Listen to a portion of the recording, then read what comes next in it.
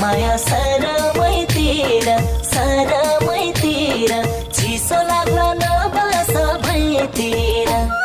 तिहुन मिठो बनायो जुगैले त्यो दिलभित्र अर्कैलाई राखेर मलाई ठिक बनायो